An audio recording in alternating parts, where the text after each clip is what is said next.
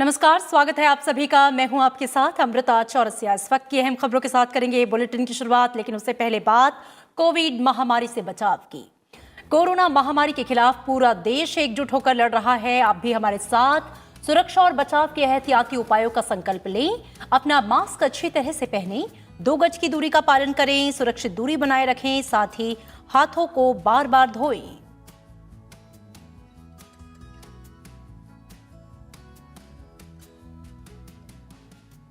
खबरों की शुरुआत सबसे पहले बात हेडलाइंस की। प्रधानमंत्री नरेंद्र मोदी ने नए कृषि कानून पर दूर किया किसानों का भ्रम। मध्य प्रदेश के किसानों के साथ संवाद में कहा, न बंद होगी न खत्म होगी, जारी रहेगी एमएसपी। अगले 10 साल में करीब 7.5 लाख करोड़ रुपए किसानों के खाते में सीधे होंगे ट्रांसफर। कृषि कानून की आड़ में राजनीति करने को लेकर प्रधानमंत्री ने विपक्ष को घेरा। कहा, किसानों के नाम पर पिछली सरकारों ने की सिर्फ वोट बटोरने की कोशिश। नए कानून आने के बाद कोई मंडी नहीं हुई बंद। कॉन्ट्रैक्ट फार्मिंग के नाम पर भी फैलाया जा रहा है झूठ। खबरों की विश्वसनीयता घटने और फेक न्यूज की संख्या बढ़ने पर उपराष्ट्रपति एम वेंकैया नायडू ने जताई चिंता। मीडिया से विकास और सकारात्मक परिवर्तन की खबरों पर जोर देने का आग्रह। सोशल मीडिया के उपयोग में समझदारी बरतने का किया आह्वान।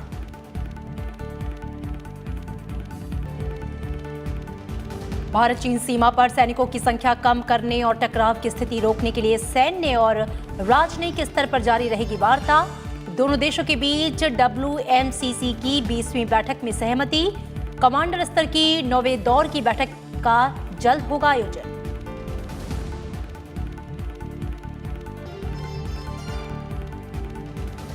और कोरोना के खिलाफ भारत की जंग जारी। देश में सक्रिय मामले घटकर हुए 3,14,000 से कम। रिकवरी दर बढ़कर 95.4%।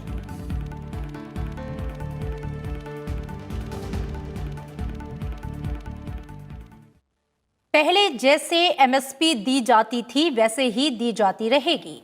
एमएसपी न बंद होगी न खत्म होगी, ये कहना है प्रधानमंत्री नरेंद्र मोदी का। वो आज वीडियो कॉन्फ्रेंसिंग के जरिए मध्य प्रदेश के किसानों को संबोधित कर रहे थे।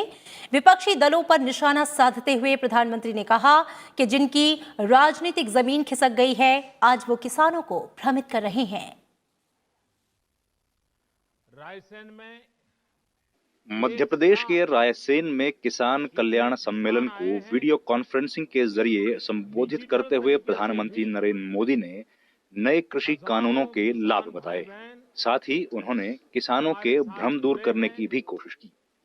उन्होंने 2 टूक शब्दों में कहा कि पहले जैसे एमएसपी दी जाती थी वैसे ही भविष्य में भी दी जाती रहेगी। अगर कानून लागू होने के बाद भी एमएसपी की घोषणा हुई, एमएसपी पर सरकारी खरीदी हुई, उन्हीं मंडियों में हुई, तो क्या कोई समझदार इस बात को स्वीकार करेगा कि एमएसपी बंद हो जाएगी? और इसलिए मैं कहता हूं, इससे बड़ा कोई झूठ नहीं हो सकता, इससे बड़ा कोई षड्यंत्र नहीं हो सकता। और इसलिए मैं देश के प्रत्येक किसान को ये विश्वास दिलाता हूं कि पहले जैसे एमएसपी दी जाती थी वैसे ही दी जाती रहेगी। एमएसपी न बंद होगी न समाप्त होगी। प्रधानमंत्री ने कहा कि नए कृषि कानून में ये प्रावधान किया गया है कि किसान चाहे मंडी में अपनी फसल बेचे या फिर मंडी के बाहर, ये उसकी अपनी मर्जी होगी। अब जहां किसान को लाभ मिलेगा वहां वो अपनी उपज बेच सकेगा। नए कानून में हमने सिर्फ इतना कहा है कि किसान अगर उसको फायदा नजर आता है तो पहले की तरह जाके मंडी में बेचे, और बाहर उसको फायदा होता है तो मंडी के बाहर जाने का उसको हक मिलना चाहिए, उसकी मर्जी को। क्या लोकतंत्र में मेरे किसान भाई को इतना हक नहीं हो सकता है? अब जहां किसान को लाभ मिलेगा वहां वो अपनी उपज बेचेगा। मंडी भी चालू है, मंडी में भी जाकर के बेच सकता है। जो पहले था वो भी कर सकता है। प्रधानमंत्री ने विपक्ष पर किसानों को गुमराह करने का आरोप लगाया। उन्होंने कहा कि किसान संगठन, कृषि विशेषज्ञ, कृषि अर्थशास्त्री और कृषि वैज्ञानिक लगातार कृषि क्षेत्र में सुधार की मांग करते रहे हैं। इसके बाद सरकार ने इन कृषि कानूनों को मंजूरी दी है। देश के किसानों के संगठन, कृषि एक्सपर्ट्स, कृषि अर्थशास्त्री, कृषि वैज्ञानिक, हमारे यहाँ के प्रोग्रेसिव किसान भी लगातार कृषि क्षेत्र में सुधार की मांग करते आए हैं। सचमुच में तो देश के किसानों को उन लोगों से जवाब मांगना चाहिए जो पहले अपने घोषणा पत्र में इन सुधार करने की बात लिखते थे, वकालत करते थे और बड़ी बड़ी बातें करके किसानों के वोट बटोरते रहे, लेकिन अपने घोषणा पत्र में लिखे गए वादों को भी पूरा नहीं किया। प्रधानमंत्री ने कहा कि देश का किसान बदलते समय के साथ चलने के लिए आत्मनिर्भर भारत बनाने के लिए निकल पड़ा है। नए संकल्पों के साथ हम नए रास्तों पर चलेंगे। देश सफल होगा और देश का किसान भी सफल होगा। भारत का किसान बदलते समय के साथ चलने के लिए, आत्मनिर्भर भारत बनाने के लिए मेरे देश का किसान चल पड़ा है। नए संकल्पों के साथ नए रास्तों पर हम चलेंगे भी और यह देश सफल होगा, ये देश का किसान भी सफल होगा। प्रधानमंत्री ने कहा कि अगर अब भी किसी को आशंका है तो हम सिर झुकाकर, हाथ जोड़कर हर मुद्दे पर बात करने के लिए तैयार हैं। देश का किसान, किसानों का हित हमारे लिए सर्वोपरि है। प्रधानमंत्री ने एक बार फिर 25 दिसंबर को देश के किसानों से संवाद करने की बात कही। और आइए एक नजर डालते हैं किसान महासम्मेलन में प्रधानमंत्री नरेंद्र मोदी की ओर से की गई अहम बातों पर। प्रधानमंत्री नरेंद्र मोदी ने कहा कि भारत की कृषि, भारत का किसान अब और पिछड़ेपन में नहीं रह सकता। उन्होंने कहा कि पिछले 6 साल में सरकार ने किसानों की एक एक जरूरत को ध्यान में रखते हुए काम किया है। प्रधानमंत्री ने कहा कि देश के किसान, किसानों के संगठन, कृषि एक्सपर्ट, कृषि अर्थशास्त्री, कृषि वैज्ञानिक, प्रोग्रेसिव किसान लगातार कृषि क्षेत्र में सुधार की मांग करते आए हैं। उन्होंने कहा कि किसानों के जीवन में आसानी आए, समृद्धि आए, खेती में आधुनिकता आए, इसके लिए सरकार प्रतिबद्ध है। प्रधानमंत्री ने कहा कि सरकार ने स्वामीनाथन कमेटी की सिफारिशें लागू की हैं, किसानों को लागत का 1.5 गुना MSP दिया। उन्होंने कहा कि सरकार ने PM किसान सम्मान योजना शुरू की, उसमें हर साल किसानों को लगभग 75,000 करोड़ रुपए मिलेंगे।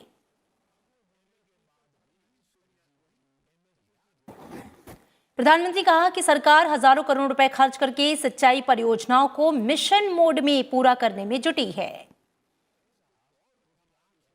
सरकार अनाज पैदा करने वाले किसानों के साथ ही मधुमक्खी पालन, पशुपालन और मछली पालन को भी बढ़ावा दे रही है। प्रधानमंत्री ने 2 टूक शब्दों में कहा कि पहले जैसे MSP दी जाती थी वैसे ही दी जाती रहेगी। MSP ना बंद होगी ना समाप्त होगी। 2014 में सरकार आई तो नीति बदली और बड़े निर्णय लिए गए। सरकार ने किसानों से पहले की तुलना में 112 लाख मीट्रिक टन दाल MSP पर खरीदी। किसानों के खाते में पहले के मुकाबले कहीं ज्यादा पैसा पहुंचाया गया। प्रधानमंत्री ने कहा कि नए कानून में सिर्फ इतना कहा गया है कि किसान चाहे मंडी में बेचे या फिर बाहर, ये उसकी मर्जी होगी। अब जहां किसान को लाभ मिलेगा वहां वो अपनी उपज बेचेगा। प्रधानमंत्री ने कहा कि किसानों को किसान क्रेडिट कार्ड की सुविधा दी जा रही है और भंडारण सुविधाएं बढ़ाने के लिए बहुत कुछ किया जा रहा है।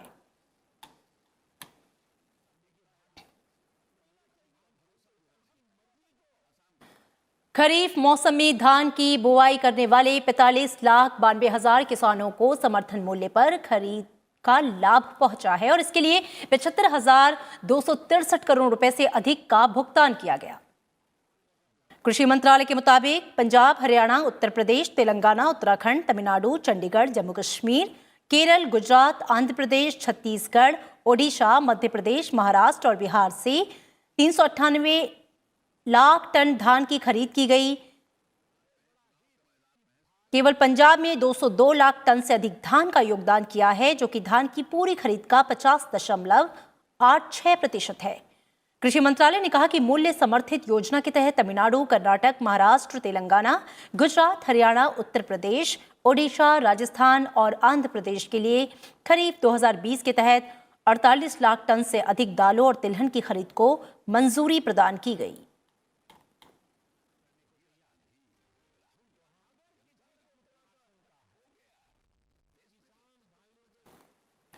और विदेश मामलों की संसदीय स्थायी समिति की आज एक अहम बैठक हुई है। समिति को विदेश मंत्रालय और संस्कृति मंत्रालय के प्रतिनिधियों ने देश की सॉफ्ट और सांस्कृतिक कूटनीति की जानकारी दी। साथ ही समिति को भारत की पड़ोसी प्रथम नीति पर विदेश मंत्रालय के प्रतिनिधियों ने मौखिक साक्ष्य भी दिए। वहीं अनुसूचित जातियों और जनजातियों के कल्याण संबंधी समिति की भी आज अहम बैठक हुई। समिति के अध्यक्ष बीजेपी के लोकसभा सांसद किरीट प्रेमजी भाई सोलंकी हैं। बैठक में अनुसूचित जाति और अनुसूचित जनजाति के खिलाफ अत्याचार के मामलों के अध्ययन पर की गई प्रगति की समीक्षा की गई। बैठक में तमिलनाडु में केंद्र सरकार के विभागों, भारत सरकार के उपक्रमों और बैंकों के सेवानिवृत्त अनुसूचित जनजाति कर्मचारियों को सेवानिवृत्ति लाभ और पेंशन को रोकने के और कथित रूप से जाति आधारित भेदभाव और उत्पीड़न को मुख्य तौर पर लिया गया। ब्रेक के बाद स्वागत है आपका। खबरों में बढ़ेंगे आगे। रक्षा मंत्री राजनाथ सिंह ने आज जाने माने वैज्ञानिकों को राष्ट्र के लिए उनके उत्कृष्ट योगदान और सेवाओं के लिए DRDO पुरस्कार से नवाजा। इस मौके पर रक्षा मंत्री ने नौसेना प्रमुख एडमिरल करमबीर सिंह को DRDO निर्मित भारतीय समुद्री स्थिति जागरूकता प्रणाली का मॉडल प्रदान किया। वहीं वायुसेना प्रमुख air chief marshal RKS Bhadauria को हवा से हवा में मार करने वाली मिसाइल अस्त्र MK-1 BVR का मॉडल और सेना प्रमुख जनरल MM नरवणे को सीमा निगरानी प्रणाली BOSS का मॉडल प्रदान किया। राजनाथ सिंह ने कहा कि वर्तमान दौर में वैश्विक परिस्थितियों के साथ साथ रक्षा के समीकरण बदल रहे हैं। उन्होंने कहा कि DRDO ने कई प्रकार की रक्षा प्रौद्योगिकी का अपने बलबूते विकास और स्वदेशीकरण को बढ़ावा दिया है। हम भारत को सुपर पावर बनाना चाहते हैं, तो उसके लिए आवश्यक है कि भारत सुपर पावर बनने के लिए सुपर इकोनॉमिक पावर भी बने और साथ ही साथ सुपर मिलिट्री पावर भी बने। और उसमें मेजर कंट्रीब्यूशन यदि किसी का हो सकता है तो आप जैसे वैज्ञानिकों का हो सकता है और है। रक्षा मंत्री राजनाथ सिंह आज मिलिट्री लिटरेचर फेस्टिवल में भी शामिल हुए। उन्होंने कहा कि यह उत्सव धीरे धीरे सैन्य जीवन और आम जनता को जोड़ने वाले सेतु के रूप में विकसित हो रहा है।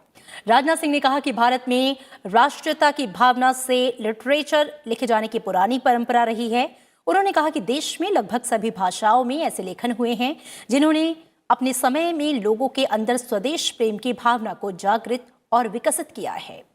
रक्षा मंत्री ने इस बात पर जोर दिया कि आने वाली पीढ़ियां हमारे देश के इतिहास, खासकर सीमाई इतिहास को जानें और समझें। उन्होंने कहा कि रक्षा मंत्रालय से जुड़े थिंक टैंक मिलिट्री स्ट्रेटजी से जुड़ी रिसर्चेस, जर्नल्स और पीरियोडिकल्स का ऑफलाइन और ऑनलाइन प्रकाशन करते हैं ताकि इस विषय में रुचि रखने वाले लोगों तक ऐसी सामग्री जो है वो पहुंच सके। उन्होंने कहा कि डिफेंस और स्ट्रैटेजी से जुड़े विषयों के साथ साथ देश की संस्कृति, जय जवान जय किसान, आत्मनिर्भरता और बॉलीवुड जैसे विषयों पर संवाद इस आयोजन को बहुत ज्यादा व्यापक बनाते हैं। एक और दृष्टिकोण से यह आयोजन मुझे बहुत महत्वपूर्ण लगता है कि जैसे जैसे समय बदल रहा है, खतरों और युद्धों के चरित्र में भी बदलाव आ रहा है। भविष्य में और भी सुरक्षा से जुड़े मुद्दे हमारे सामने आ सकते हैं। धीरे धीरे संघर्ष इतना व्यापक होता जा रहा है जिसकी पहले कभी कल्पना भी नहीं की गई थी। हमारे यहाँ लिटरेरी और फिल्म फेस्टिवल्स का ट्रेंड तो रहा है, पर मिलिट्री लिटरेचर फेस्टिवल अपने आप में बिल्कुल एक नई शुरुआत है। मीडिया को विघटनकारी चुनौतियों और अनिश्चित भविष्य से निपटने के लिए स्वयं सुधार की जरूरत है। MV Kamath memorial endowment lecture को संबोधित करते हुए उपराष्ट्रपति एम वेंकैया नायडू ने ये बातें कही। उन्होंने मीडिया से जुड़े लोगों से आग्रह किया कि वे पत्रकारिता की विश्वसनीयता सुनिश्चित करें, क्योंकि मीडिया लोगों के सशक्तिकरण का एक प्रभावी उपकरण है। उपराष्ट्रपति ने खबरों और सोशल मीडिया की विश्वसनीयता बनाने पर भी जोर दिया। उपराष्ट्रपति और राज्यसभा के सभापति एम वेंकैया नायडू ने शुक्रवार को हैदराबाद में वर्चुअल तरीके से MV Kamath memorial endowment lecture को संबोधित किया। उन्होंने पत्रकारिता, अतीत, वर्तमान और भविष्य विषय पर विस्तार से बात की। उपराष्ट्रपति ने मीडिया और पत्रकारिता से जुड़े मुद्दों जैसे प्रेस की स्वतंत्रता, पत्रकारिता के मूल्यों और नैतिकता में गिरावट और पेड न्यूज पर भी अपनी चिंताएं जाहिर की। Yellow journalism, sensationalization for profit reporting, opinionated reporting, disinformation in the form of paid and fake news, journalism of false crusades, disruption caused by the internet and the future of media. These are some of the important issues that are agitating the minds of the people. उपराष्ट्रपति ने internet और social media के विस्तार के चलते फर्जी खबरों के प्रसार और पत्रकारिता के मानदंड में गिरावट पर चिंता जताई। उन्होंने पारंपरिक मीडिया की चुनौतियों के समाधान की जरूरत भी बताई। The information reports generated by the print media at substantial cost is being hijacked by the social media giants. This is unfair. Some countries are taking measures to ensure revenue sharing by the social media giants with the print media. We also need to take a serious look at this problem and come out with effective guidelines or laws by evolving a consensus to enable print media get their share from the huge revenues of the technology giants. Appropriate revenue sharing models need to be evolved for the survival of traditional media. उपराष्ट्रपति ने social media के विस्तार से ज्यादा लोगों तक जानकारी और तेजी से विचार मुहैया होने का स्वागत किया। उन्होंने विभिन्न तरह की खबरों की भरमार के बीच जरूरी और काम की खबर तक पहुंचने की चुनौती पर भी चिंता जताई। Media is facing a crisis situation by various reasons, including the technological disruption. The latest agenda journalism with its pitfalls is not in the interest of media and the society. The major challenge is to handle the information explosion and the attendant challenges to journalism in an effective and organized manner. उपराष्ट्रपति ने media के लोगों से आग्रह किया कि वे समाचारों और विचारों को अलग अलग रखें। उन्होंने कोविड-19 महामारी संकट को लेकर लोगों तक सही जानकारी पहुंचाने में मीडिया संगठनों की सराहना की। और उपराष्ट्रपति एम वेंकैया नायडू ने पूर्वोत्तर राज्यों की अपार पर्यटन क्षमता का पूरी तरह से इस्तेमाल करने पर जोर दिया है और इसके लिए पूर्वोत्तर क्षेत्र में हवाई संपर्क को बेहतर बनाने की आवश्यकता बताई है। उपराष्ट्रपति ने ये बात मिजोरम के राज्यपाल पीएस श्रीधरन पिल्लई की किताब ओह मिजोरम का वर्चुअली विमोचन करते हुए ये बातें कही। उन्होंने कहा कि अगर पर्यटन की संभावनाओं का पूरी तरह से लाभ उठाया गया तो इको टूरिज्म और सांस्कृतिक पर्यटन पूर्वोत्तर में विकास का मुख्य आधार बन सकता है। उपराष्ट्रपति ने मिजोरम के प्राकृतिक सौंदर्य की प्रशंसा की। उन्होंने कहा कि मिजोरम के त्योहार, लोक संगीत और नृत्य मिजो समाज को वास्तविक और अद्वितीय बनाते हैं।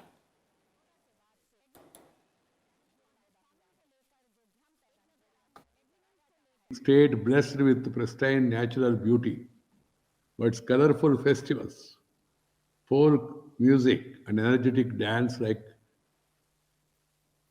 one make Mizo society truly unique, often called as songbird of the East.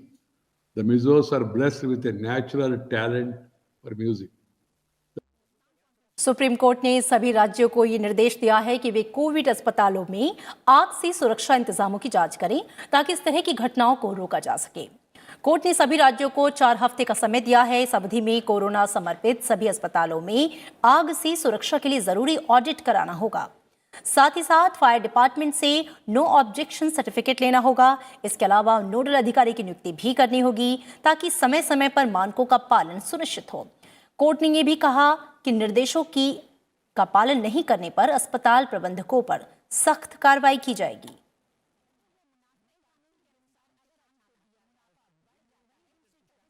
Bharat सरकार जल्द ही कोविड-19 के लिए वैक्सीन लॉन्च करने की तैयारी में है। स्वास्थ्य मंत्रालय के मुताबिक भारत में 6 टीके का परीक्षण विभिन्न चरणों में है। सीरम इंस्टीट्यूट ऑफ इंडिया द्वारा ऑक्सफोर्ड वैक्सीन और डॉक्टर रेड्डीज लैब द्वारा रूस की स्पुतनिक वी वैक्सीन का ट्रायल किया जा रहा है। वहीं एक वैक्सीन ICMR के सहयोग से भारत बायोटेक द्वारा विकसित की जा रही है। इसके अलावा जाइड्स कैडिला द्वारा विकसित वैक्सीन और जोनोवाक वैक्सीन का भी ट्रायल चल रहा है।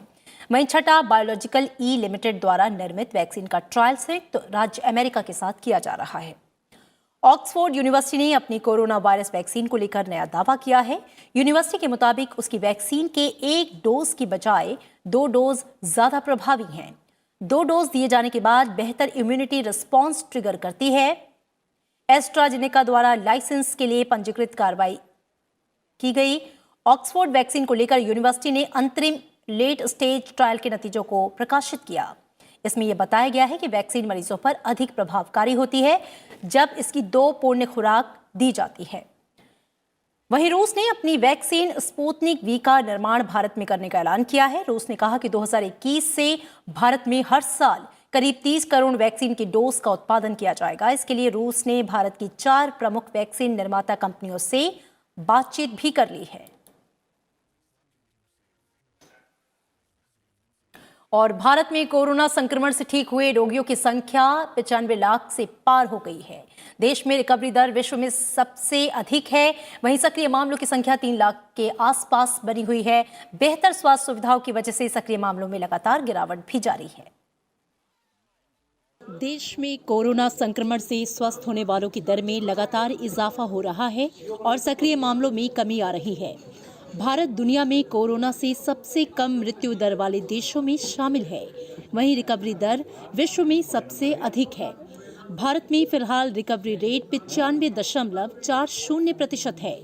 वहीं सक्रिय मामले देश के कुल पॉजिटिव मामलों के केवल 3.14% हैं। पिछले 24 घंटों के दौरान 31,087 मरीज ठीक हुए हैं। वहीं दैनिक नए मामलों की संख्या 22,889 रही है। ठीक हुए मरीजों की कुल संख्या सक्रिय मामलों की संख्या की तुलना में 30 गुना से अधिक है। फिलहाल देश में कुल सक्रिय मामलों की संख्या घटकर 3,13,000 हो गई है। वहीं कुल ठीक हुए मरीजों की संख्या 95,20,000 के करीब पहुंच गई है। स्वास्थ्य मंत्रालय के मुताबिक देश में कोविड के कारण रोजाना होने वाली मौतों की संख्या लगातार घट रही है। पिछले 13 दिनों में इस बीमारी के कारण 500 से कम दैनिक मौत हुई है। देश में मृत्यु दर घटकर 1.45% रह गई। पिछले 24 घंटों में देश भर में 338 लोग महामारी का शिकार हुए। इसके साथ ही मृतकों का आंकड़ा 1,44,000 के पार पहुंच चुका है। ICMR के मुताबिक देश में मंगलवार को 11,13,000 से ज्यादा नमूनों की जांच की गई। इसके साथ ही अब तक कुल 15,89,00,000 से ज्यादा नमूनों की जांच की जा चुकी है। भारत और चीन ने वास्तविक नियंत्रण रेखा पर सैनिकों की संख्या कम करने से संबंधित मुद्दों को हल करने के लिए कमांडरों की बैठक के 9वें दौर का आयोजन करने का निर्णय लिया है। जल्द ही इस बैठक का आयोजन किया जाएगा। वर्चुअल मोड के जरिए आज दोनों देशों के बीच WMCC की बैठक में ये निर्णय लिया गया। भारतीय पक्ष का नेतृत्व पूर्वी एशिया विभाग के संयुक्त सचिव नवीन श्रीवास्तव ने किया और चीनी पक्ष की अगुवाई चीनी विदेश मंत्रालय में सीमा और महासागरीय मामलों के विभाग के महानिदेशक होंग लियांग ने किया। WMCC की 20वीं बैठक में दोनों पक्षों ने चीन भारत सीमावर्ती क्षेत्रों में वास्तविक नियंत्रण रेखा की स्थिति पर विचार विमर्श किया। दोनों देशों ने मॉस्को में दोनों देशों के विदेश मंत्रियों और 2 विशेष प्रतिनिधियों के बीच सीमा मुद्दों पर 5 सूत्रीय सहमति को ईमानदारी से लागू करने पर सहमति जताई। आज की बैठक में दोनों पक्षों ने सीमा पर सैनिकों की संख्या कम करने और सीमा पर टकराव की स्थिति को रोकने के लिए ठोस उपाय किए जाने के लिए राजनयिक और सैन्य स्तर पर संपर्क जारी रखने की बात भी कही। Two sides continue to maintain communication through diplomatic and military channels. These discussions have helped both sides to enhance understanding of each other's positions. It is our expectation that further discussions will help both sides to achieve an agreement on mutually acceptable solution for ensuring complete disengagement in all friction areas along the LAC in the western sector and full restoration of peace and tranquility at the earliest. Australia ने आतंकवाद विरोधी प्रयासों में भारत के साथ समन्वय और सहयोग करने के लिए प्रतिबद्धता जताई है। ऑस्ट्रेलिया ने आतंकवाद के सभी रूपों की कड़ी निंदा की। आतंकवाद का मुकाबला करने के लिए व्यापक और निरंतर अंतर्राष्ट्रीय सहयोग को मजबूत करने की आवश्यकता पर भी जोर दिया। आतंकवाद से मुकाबले के लिए भारत और ऑस्ट्रेलिया के संयुक्त कार्य समूह की वर्चुअल बैठक में इस पर सहमति जताई गई। दोनों देश व्यापक रणनीतिक साझेदारी के साथ आतंकवाद का मुकाबला करने के लिए समन्वय और सहयोग की अपनी प्रतिबद्धता जताई। ऑस्ट्रेलिया ने संयुक्त राष्ट्र, G20 और FATF और क्वाड सहित बहुपक्षीय मंचों में भारत का साथ देने की बात कही।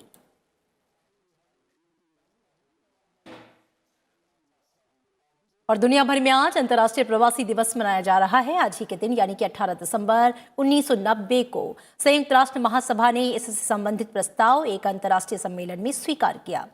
यह सम्मेलन प्रवासी कामगारों और उनके परिवार के सदस्यों के अधिकार और सुरक्षा के लिए आयोजित किया गया था।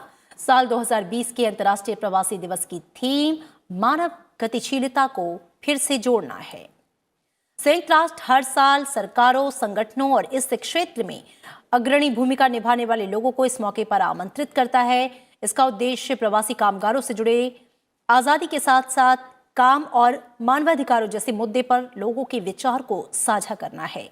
इसका उद्देश्य प्रवासी कामगारों की सुरक्षा सुनिश्चित करने के साथ ही आगे के लिए कार्य योजना को तैयार करना भी है।